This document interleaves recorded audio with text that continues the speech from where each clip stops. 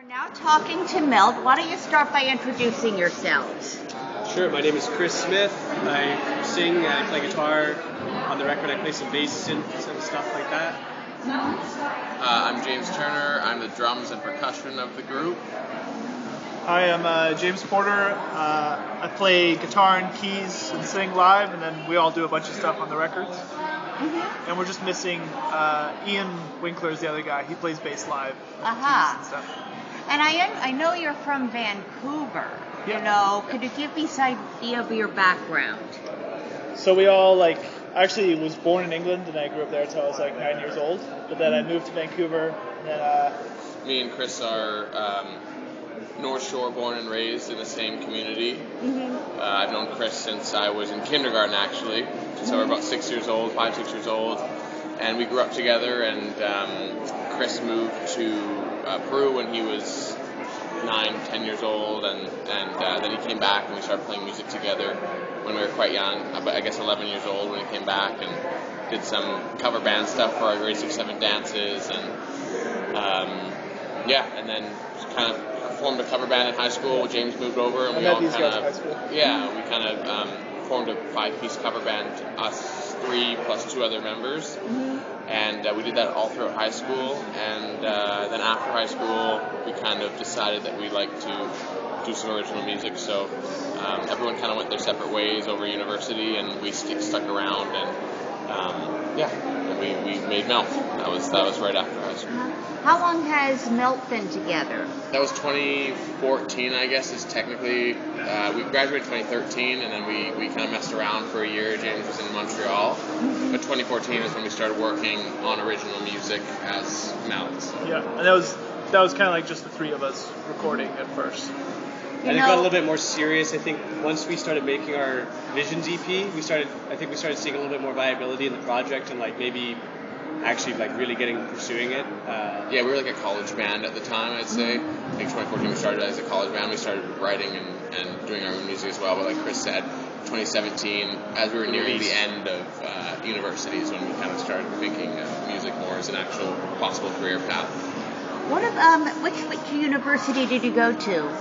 I went to McGill in Montreal, and I was there for 1 year, and then it was me and Chris and Jamie were all writing demos and sending them back and forth, and I was decided it would be cool to pursue that more, so then I switched to UBC in Vancouver.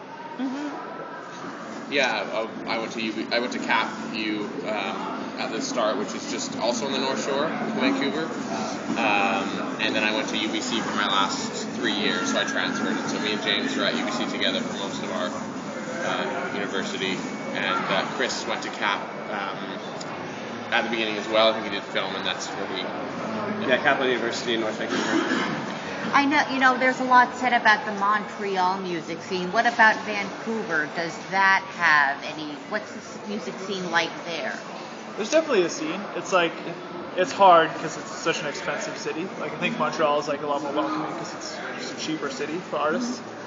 But there's definitely a scene in Vancouver. I feel maybe we were a little isolated from it, geographically, just because we're on the North Shore, just kind of right in the suburbs. Yeah. But there's a lot of great bands that come out of Vancouver. I know that when people think of Vancouver, because I know a lot of TV shows filmed there, don't they? Yeah, Chris can speak. What was the question exactly though?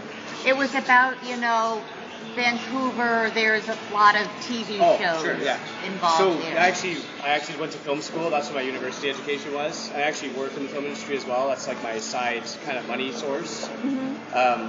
So I can say that, there's a lot of productions in Vancouver all the time, whether it's big features that come up because there's a tax breaks. A lot of American productions are coming up to Vancouver because the locations are very diverse and easy to work with. The crews are really talented, and they save money by coming up as well. So there's lots of stuff going on. Television movies, and see feature films are all the time going on. Yeah. What sort of skills with making movies and music do you think are transferable? What do they have in common? Well, for me personally, I guess because with making music and releasing music, it's not just about the music, it's about the whole visual product and the online presence, and I guess video content creation and editing, posters or graphics and just things like that, which don't all come in from film school necessarily, but I guess I'm just in that world a bit more, and I guess I'm able to help do some things that maybe not every other band has the skill set or knowledge of. Also, it gives us connections to make music videos cheaper with friends and buddies that we return favors to each other all the time in our indie worlds.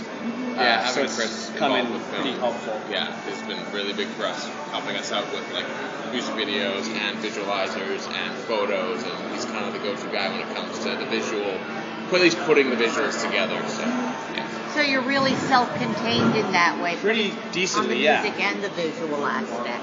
I would say so. Except for the To most some recent music extent, video, yeah. it was totally not us.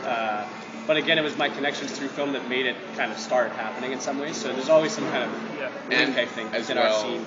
our album art is made by this one guy who is from Ukraine. He's a graphic artist, so we don't do that. We help format it sometimes and with text and stuff, and again, Chris helps with that and borders and stuff, but the actual raw art is done by all of our singles, and album art is done by a guy named Vadim Karasov out of the Ukraine. And we have another graphic artist we work with for shirts and for posters and some other stuff. Who's a buddy of ours from high school, who's local in Vancouver. So. Could you tell me a little bit more about the North Shore? Because I know about something about Vancouver, but not that specific community. Yeah, it's across from like the Lionsgate Bridge is like our big bridge. It's like our Golden Gate kind of thing, and then on one side you have like the downtown core of Vancouver, and then across the bridge is the North Shore, which is like sort of suburbs. It's like big mountains going down to the ocean.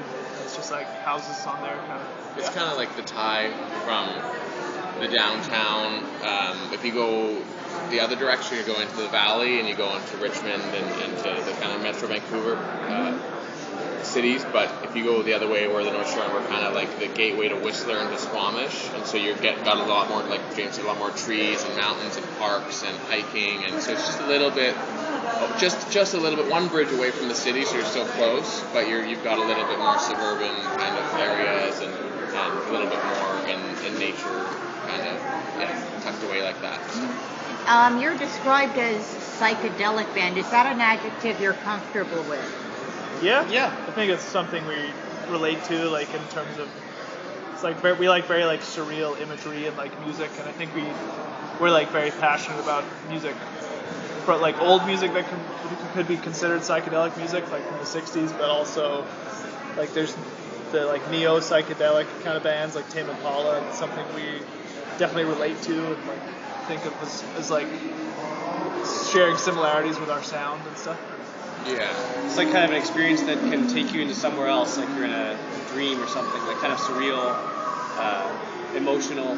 And we're also experimental in terms of like different sounds we use in our music and getting into synth and just kind of stuff that's not super mainstream, and those sounds kind of tend to take you into kind of an ethereal kind of psychedelic state. So yeah. And then visually we like very like surreal, colorful, like all those kind of things. And yeah, I guess like there can be an insinuation that psychedelic has something to do with drugs or whatever, but it's not like, for us it's not about that. It's just about the kind of the music being what transport you to this psychedelic place and emotes that kind of like feelings and yeah.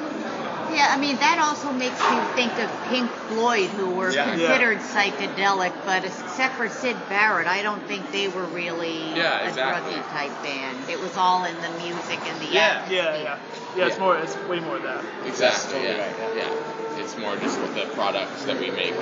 Yeah, it tends to be like that because that's kind of like the creative, I guess, area that we gravitate towards and pushing that kind of boundaries. And also the use of technology to achieve that different Big state. time, Yeah, for sure. It's huge. Lots of new stuff that we're messing around with and diving into those new worlds of synths and VSTs and going back to a lot of old synths and the guys who are experimenting with older synthesizers, retro ones and stuff. About the older synthesizers, where do you find them? Usually just on like Craigslist or Facebook Marketplace listings. Try to buy used. Try to find a good deal. That's pretty much it. Yeah. always buy stuff used, because then you can't lose too much money on it. You just try it out. You can just sell it if you don't want it anymore. Yeah, and a lot of those old stuff can be more expensive because they're not produced anymore. So some of them they're pricey, but they're cool. We're not like purists in any no. any way of that. It's just like whatever we think sounds cool, or like we mix like a lot of like things that are purely like digital VSTs, which is like virtual synths, and like guitar pedals, and just anything that is cool sounding. We're not precious about going for like a specific era or anything kind of thing. Sometimes like not knowing what the sound is or how it's even functioning is sometimes inspiring in itself, because you're just kind of going through some kind of flow of possibilities, and you discover things that you wouldn't have maybe thought of just all out of like blank slate of paper. So it's kind of fun to just always tinker around with different things. Things come out of it sometimes. It's cool.